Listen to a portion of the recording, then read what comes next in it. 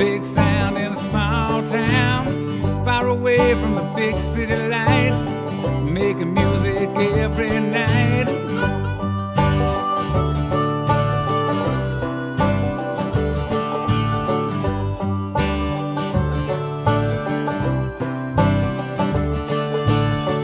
Good music with all our friends.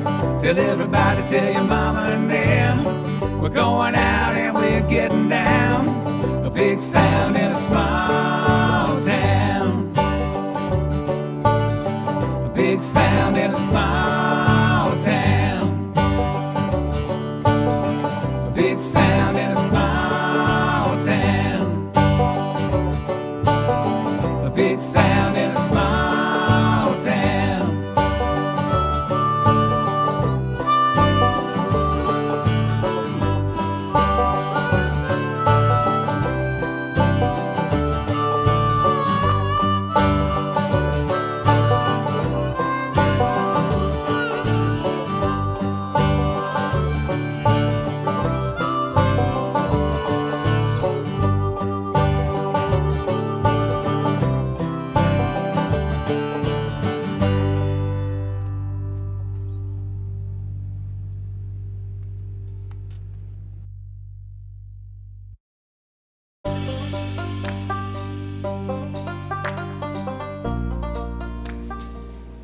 Hi, and welcome to Big Sound Small Town.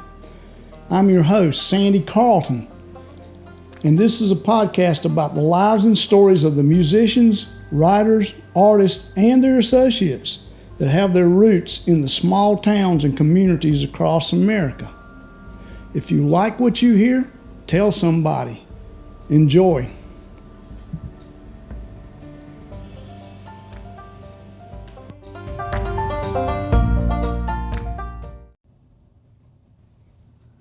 Hi, I'm James Canipe. They call me Boo. Sometimes I go by Boo Canipe, sometimes by Boo James, but I'm writing a lot. It's good to be here today with you. Glad to have you here. All right, let's just start with Boo. How did that come up? I had a little sister that was trying to say brother, and it came out Boo Boo. Oh. And the family started calling me Boo Boo, and my friends shortened it to Boo, and that just hang with me all the rest of my life. I mean, I know that's the way I've known you my whole time is a Boo. Yeah, everybody don't know me as James, No. except my creditors and Yeah. like that. I mean, Mary Beth here, when she asked me who was coming today, I told her, she said, that's such a neat name, Boo, man. She said, I never known anybody with that name. That is really cool. Yeah. It kind of is. I mean, you know. I used to think I was the only one, but there's a few more. But Boo English, he's a musician. Yeah, he is. Yeah, I know who he is, yeah. And I knew a girl named Boo once. But I'm the original. Yes, you are. Yes, you are. Now, speaking of that, I guess music started pretty early at your house, didn't it? It did. My dad was in a band before I was born, but he always played guitar and sang around the house there. And I picked it up when I was young. And my older sister, Rita, we started singing when I guess I was 5 or 6 years old. We had a little duet, and Dad played guitar behind us. We'd sing in churches, and I sang at Cedar Park one time when I was little. That's pretty cool, really. And we sang at Grandfather's Mountain, at Singing on the Mountain. Oh, Singing on the Mountain, with yeah. Cracker Jacks up there. Arthur Smith and his Cracker Jack. Yeah, I met Tommy Fell when I was about 6 years old, I guess. And then later on in life, I became good friends with him when I moved to Charlotte. But as far as being in a band, my dad tried to we got a guitar for me, and it looked like a Les Paul copy or something. Oh, okay. And Mom, I tried to learn to play guitar, and I had a few chords down pat, and some friends at school was also playing guitar, and a drummer. We decided we'd put a little band together, and we had like 4 guitar players, and they started talking about a bass guitar. Well, I wasn't even sure what they was talking about, bass guitar. But we drew straws, and I got the job.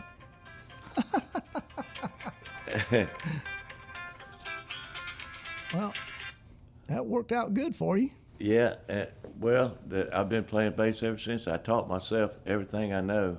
Now, I didn't have any computers or lessons or nothing. So I'm just self-taught musician. did at that time, did you have a bass? I mean, what did you? Mama bought me one. Yeah, so. Gibson Kalamazoo bass, Oh, fire yeah. engine red. Well, I bet you wish you still had that. We warped the neck on it trying to tune it the same octave as a Oh, guitar. yeah, as a guitar, yeah. And I kept breaking strings. I couldn't figure out, so I had a cousin that played, and he kind of showed me how to tune it. Right. Showed me a few riffs, and then from then on, I just listened to something and find it. Find it. I'm like a parrot. I mimic stuff, I guess.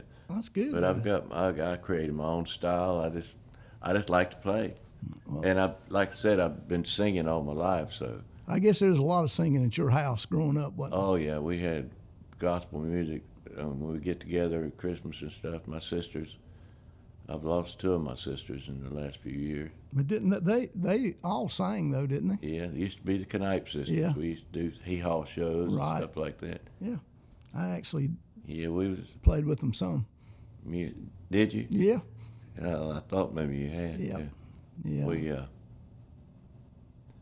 But after that, I just kept getting in a different little band and kind of moving up the ladder.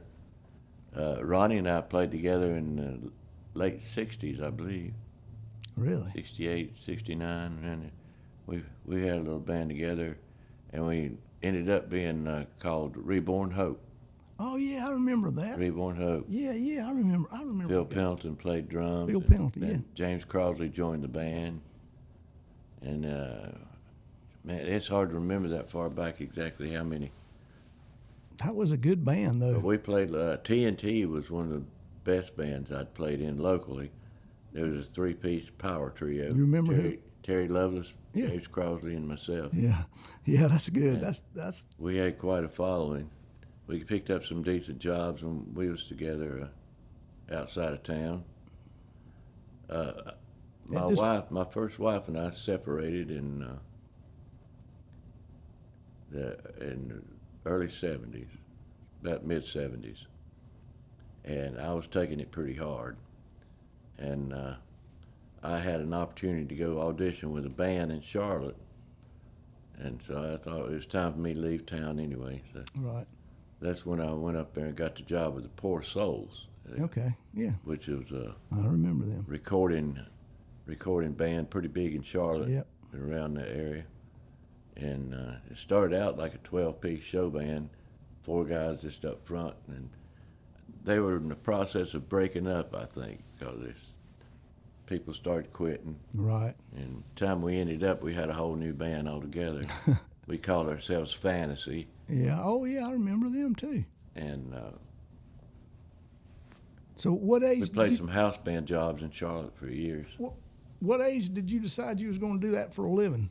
Play music. I mean, I guess at some point. I think I decided the first gig we had with that first little band. We played a birthday party in this guy's basement, and he paid us $10 a piece. Oh yeah. That would And have that's been when good it money hit me then. that you can make money doing this. So it was just in my soul. Music was in. Dad was a musician, and it's just what I was. Right. That's what I felt comfortable doing. Never have been what I call a spectacular bass player, and or a singer, either one. But I was good enough to keep working all these years. Right. I mean, I've been really lucky. Yeah. well, we'll bridge that too while we're at it. Playing bass and singing is not the easiest thing in the world. No, it is. I mean, did you? How'd you figure that out? I mean, you taught yourself bass, but then you had to teach yourself to sing. I mean, Well, I guess I was learning both at the same time. I guess you didn't know any different, did you? No. I reckon you didn't know that you wasn't supposed to be able to I sing. know Rick DeLoder tried to set me down and teach me music theory and this, that, and the other. And I told him, I said, listen, I appreciate it, but I'm too old. I've learned my own way. I can't keep to an old dog new tricks. But Yeah, I understand that. I've managed to get by. Yeah. And that's why I say I've been pretty lucky. Yeah, I mean, you've done it for a living your whole life, so I have, yeah. you know. So you're there in Charlotte, going along, playing in the club. What happens then? Well, I ended up coming back home, and got back with. Met my second wife, and Terry Lovelace and Patty Lovelace got married about a few days after we did, and we just kind of hung together. Right. And got that band together. We called it. I think the first band we had together was Crossfire. Okay. Yeah. Patty sang a lot of. Joan Jett, didn't she? She sang the. Why can't I remember that? Linda Ronstadt. Oh yeah. Stuff, Oh yeah. You know? Yeah. And then we got into heavier rock and roll. Right. And when we got the band TNT, I mean not TNT, Straight Up. Straight Up. Straight Up, that was a pretty successful band. Was Alan in that? At one time, I think Alan Biggerstaff. Alan Biggerstaff was in it. Yeah. We played with them. Ace Philbeck played with Ace. them. Yeah, he did. And I went through a couple different rounds with Terry and Patty down through the years. About the whole time they was married, we was friends, and she was like a sister to me. I missed her when she was gone, but I guess she wanted to get away from that. The last few years we were together, they were playing those after hours clubs. Yeah. And y'all played that one down in Kings Mountain. It got blown up one time, didn't you? I think so. Yeah. Yeah. I remember when y'all played those. Gastonia, we made a good living, but it was some wild times. It was wild times, definitely. Yeah. Matter of fact, by the time 1980 rolled around, I was ready to settle down into something more familiar. I tried my hand at country music. Yeah, does that happen when? That was 1980. I started playing with Johnny Short and the Country Travelers. Oh yeah. Tri-County. Yep. Oh yeah. Bobby England. We was talking about him. He would have been a part of that. Mm-hmm. He was in the band. Grayson Sane played piano maybe during that time. Not while I was playing with him. Okay. But he did play with him. A lot of people play with Johnny. A lot of people play with He's him. still trucking. Johnny's a good person. I never got the hang of playing country music. Really? You know, I was used to playing with a pick for one thing. Right. Wide open rock and roll. Right. And, you know, it's like rock and roll was on top of the beat kind of. Right, it is. And that I couldn't find that pocket to save my life. On that basic TikTok. Philip Grigg, drummer. Yeah, Philip. One of the best drummers I ever played. I agree. Philip was a great drummer. He explained to me like playing pool. He said you're hitting your string when that ball hits the lip. He said you got to wait till it hit down. Hit down, yeah. And when he said that, something snapped in me. I found that pocket. That's pretty cool. I never thought about it that way. I've never heard it explained that way, but that's pretty good. I hadn't either, but he got the message across. Yeah, he was a good drummer. Oh yeah, Philip was. I played with some great musicians. Johnny Fisher. Yeah, Johnny was good. Johnny and yeah, lost all my friends I played with is gone. Yeah, just about all of them are. You know, that's I hate it too. Yeah. Anyway, I found myself in country music there when I can't remember exactly what I went to. I played with. I can't remember sometimes what year. Yeah. I know I got into beach music. I played with. I did that tour at the Frontier Club. How about the 80s and 90s, and I played with a good band called the Undercover Band down in out of South Carolina for a long time. They traveled a lot. the beach music? Was that hard to make the transfer over to beach music after playing rock and country? Not really. After so many years, I played in a jazz band at the beach one time. The keyboard player I had to get with him, and he'd show me my notes and write me out a number chart. Yeah. And because I couldn't read music. Right. But the country music, that Diamondback band was really good. We keep up with about anybody. And where'd you play with them at? That was it. That's Frontier Club. Frontier Club. Yep. We go out sometimes and do a gig outside. Play Tweetsy a lot up there at Tweetsy. Tweetsy. Yeah, I got with Billy Scott and the Prophets. That was one of the best bands I ever been. Yeah. There was only 4 musicians, and Billy Scott and Cindy Floyd would be up front, and they danced and put on a show. Right. But we done a lot of traveling with them. I was with them about 5.5 years, I guess. Were you singing at that time too? Yeah, we sang in the band. Yeah. So I mean, I guess Matter of fact, we put an album out called Singers and Songwriters. Everybody in the band wrote and recorded a song. Oh, that's cool. Yeah, and there's So I guess singing harmony is not a problem for you, is it? and I redone that song and put it on my Bubonic Chronic CD. Yeah. You remember that had that Bubonic I Chronic? do. I forgot about Wrote that. that little song about marijuana. Yeah, I remember that. Yeah. I said I'm gonna write a little song about comparing marijuana to other stuff and just make a little fun song out of it. We ended up doing a whole CD. Yeah, I forgot all about that. Yeah, that's a collector's item today. Yeah, you know, I also play with the Occasions. Oh yeah, oh yeah. I did a little spell with them. You remember I'm a Girl watching Yeah, I that do. song? Yeah. I played with them. But anyway, I pretty much stayed busy. Did you have to dance too when you played with them? Who's that? Occasions. The Occasion. We had our steps. Yeah, we had to Yeah, do. yeah, that's pretty cool. They teach You you. know, I saw them in Charlotte back. I think they opened up for Blue Oyster Cult back in Charlotte. That's a weird combination. And I said, well, I didn't realize I'd end up playing with the band someday. Did they teach you them steps? Or you had to learn them steps? Oh yeah, they wasn't just simple choreography. Right. That's pretty cool though. But I don't like that stuff. Man. I don't like. I did that with the Poor Souls too.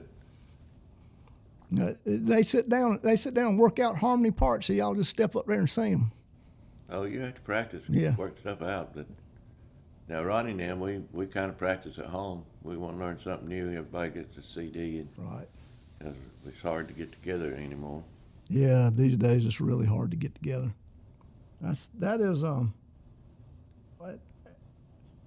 Which is harder, singing a harmony part or singing a lead part playing bass? I guess it'd be harder singing lead. It's Excuse me. yeah, it's yeah, that's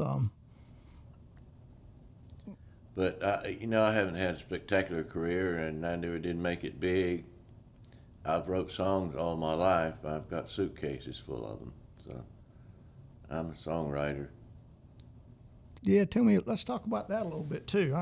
That's a big part of it too. When did you decide you'd start writing songs? The first band I was in. Oh, really? Yeah. That I quick? said, let's do our own stuff. Yeah. Oh, yeah, yeah. That's how I've always had that mentality. I never have been one to keep up with groups, and I couldn't tell you who played in what group. Right. That poor Rick Delozer, he'd tell you anything about anybody. I just never was that kind. I don't really have a particular favorite kind of music. Just anything, all music, right? I don't know, just good. Yep, I understand that. I kind of tend to blues. And Yeah, I like blues a lot too. Yeah. What makes me the happiest is gospel. Yeah. Well, I mean, I did my spell playing gospel too. It's pretty happy music. You know? I hadn't played in the gospel band. My sisters and we used to sing, but I love a good quartet. I like to sing bass in a quartet. Right. I always had a baritone voice, Right. which made it hard for me to learn a lot of good material. Right. But It's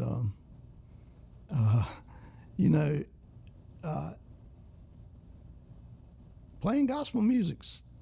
I took a job several years ago playing with a gospel band, and it turned out to be a lot of fun, and it paid better than the regular jobs I was doing.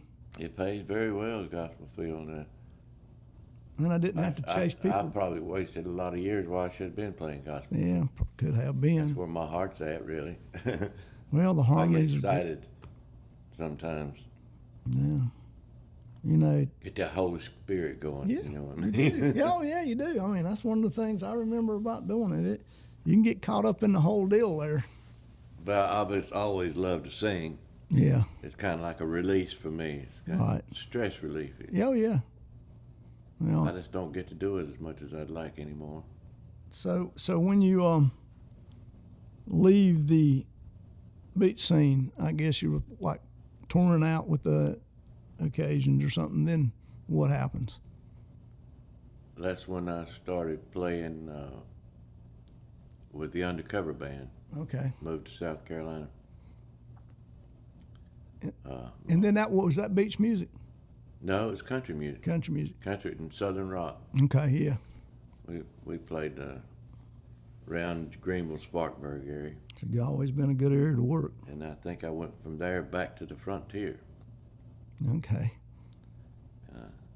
Because I done another tour of duty at the Frontier for a good while.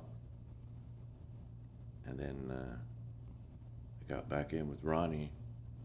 I quit for a few years there trying to help Delozier and get him going the best I could. Anyway, I ended up back with Ronnie. I appreciate them giving me another chance too. Got to play somewhere. Yeah, you do. I mean, that's good. And Ronnie plays. I mean, Ronnie has kept a band working pretty good over the years. Oh yeah, and he's good at it too. Has it been pretty much the same lineup since you've been with Ronnie? Do what now? Rick had been in and out playing with Ronnie, hadn't he? Yeah, Rick had been with him about 20 years.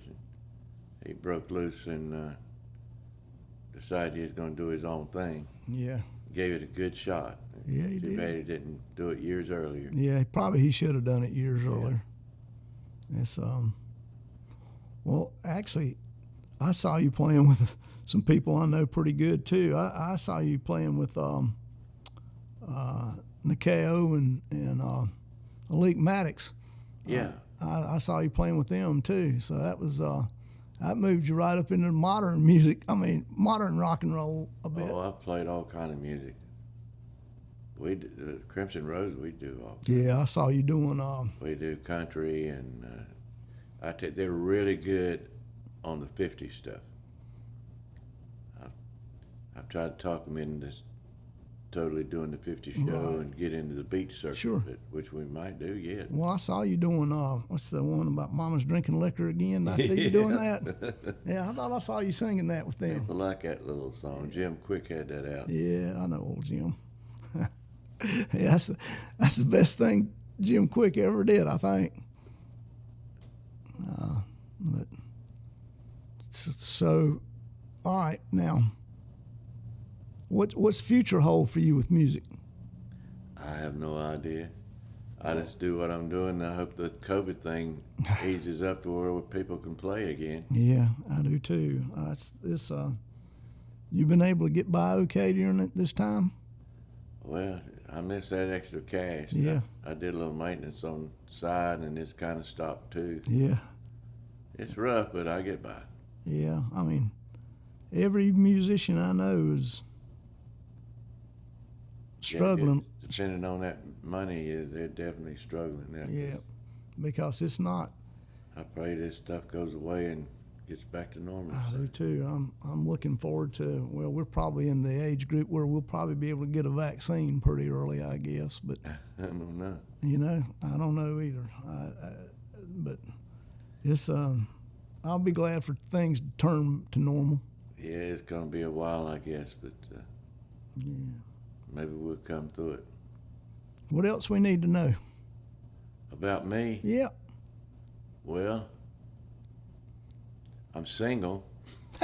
See, you hear that? You heard that right here. I got a birthday coming up this month. I'll be 71 years old. 71. And I've been playing since I was 14.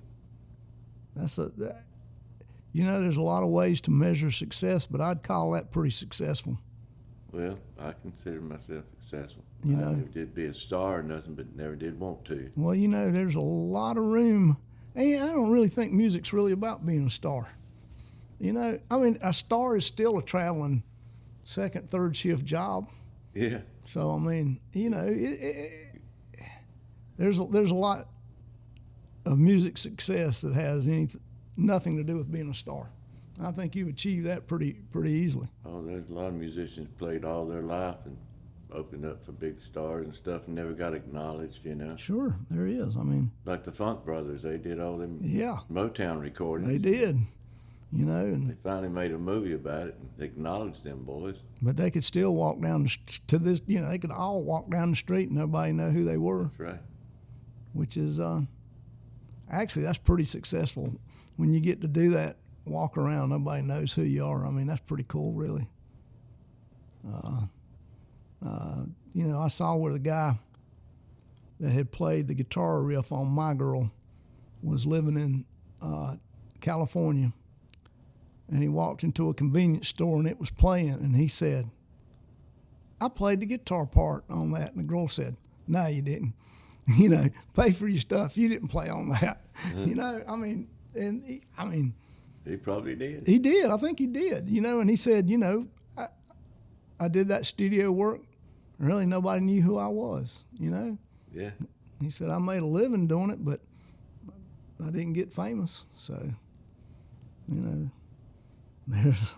there's a lot of people that way. So, I like recording. I think that's probably what I'm going to end up doing, some more recording before I retire. you gonna put out another record? I'm thinking about it. That was a good record. I mean, really, that was a good record. It was really wasn't meant to be serious. We did that in a little building over at Dwight Osborne's house, Oh, really? and I just had, you know, a lot of songs I'd written, and that's why I said, let's try this, let's do this, and we had a keyboard player there with us, and so we recorded the Bubonic Chronic CD. Yeah. I mean, that was. Recording's not all that good on it, but But the songs are good. It's good. You know. well, I got bunches of them. You still got some of them? I've got suitcases full of songs. Really? I just never have. Like that? I mean, like that, or you got? I mean, I wrote a lot of country stuff. a lot of country stuff. Back when I was playing, I went through a couple divorces and Yeah. all them. I sat down one day and I had a stack about a foot high of songs, and I stood at the bar and was just reading the words. I don't remember how the melodies went now. It's just songs yeah, I I've do written know. down through the years. You And right. I got through and I thought to myself, I have had such a sad, miserable life. Well, you know. I have been brokenhearted all my life. Well, I will tell you one thing as a songwriter I have learned, that if you ever get happy, your song's not as good. I never heard a happy songwriter write a good song. You know, you think when songwriters make it and things get good, then the material's not as good as it was. You know, you said, what happened to whoever it was? This new record's not that good because he got happy. You know? So, I mean. Yeah, sadness brings that emotion out in a song. It does. I mean, 90% of the hit records were written out of misery. So, I keep telling the boys, I can't write a happy song. So. did you write on the bass? Is that or do you write on guitar? Or you just write them and then I don't play guitar well enough to do much on. right? I play enough to piddle around on, and like keyboard, I can Right. play enough of it to sit down and put a song together. Right. Oh, so you do most of yours on On piano. the bass, Yeah. yeah, and sometimes piano. Yeah. When a song comes to me, I write it down. It don't take me 10 minutes. It's Yeah. just there. Yeah. I mean, and you kind of have to capture it then too, because you ever have them go away if you didn't put it down right then. Yeah, I tell you that when Deanna came to stay with me, that girl from Russia. Russia. Yeah. Yeah, we got pretty close, and I felt like I was married again there for a while. I misunderstood her whole intentions, and I ended up, I think I fell in love with the girl. Really? Yeah, Jeez. I felt so foolish after it was all over with. I had 20 years on her. Did you get some songs out of that? I got more than songs.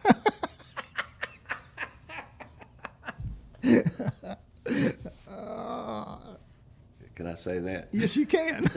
Yes, you can. Are you listening, Deanna? She probably is because she follows the show. Sorry, babe. That's one of my favorite moments since I've been doing this. Oh, man. You know, it's funny. You've been able to sum up a really good music career in the perfect amount of time.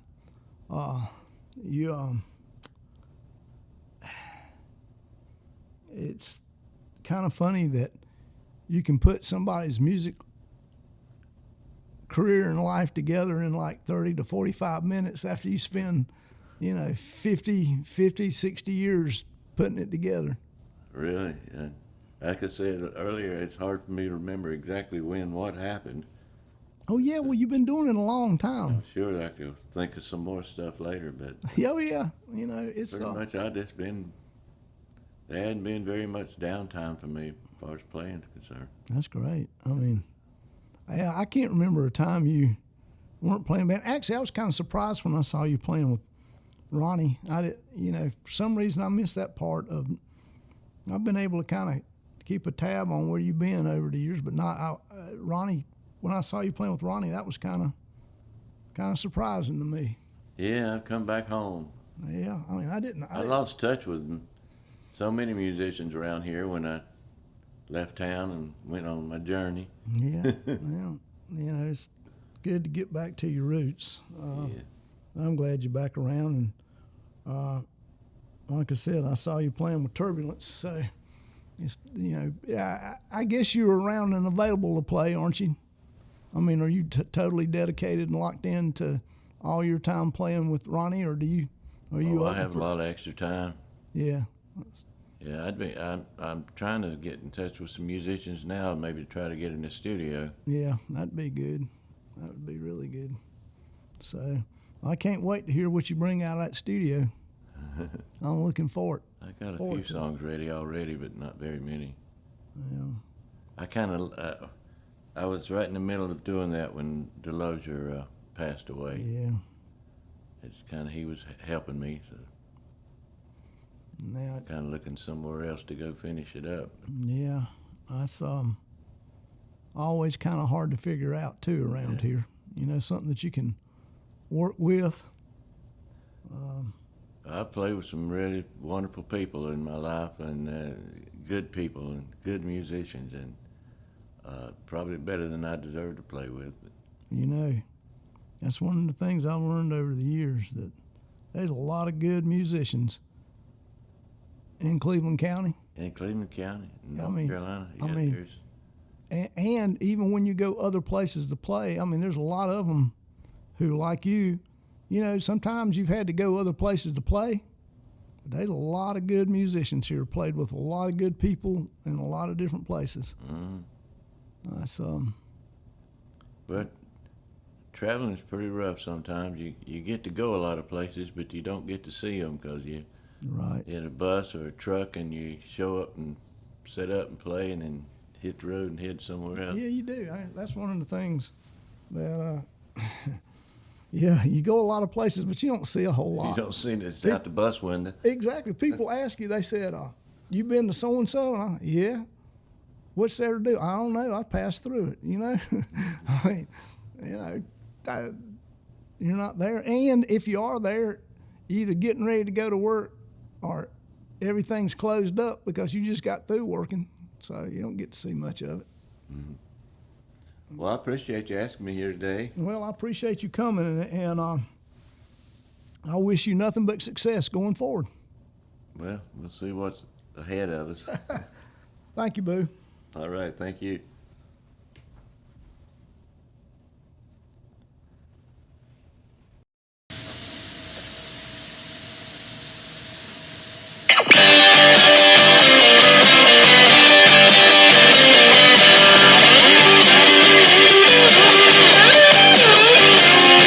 The house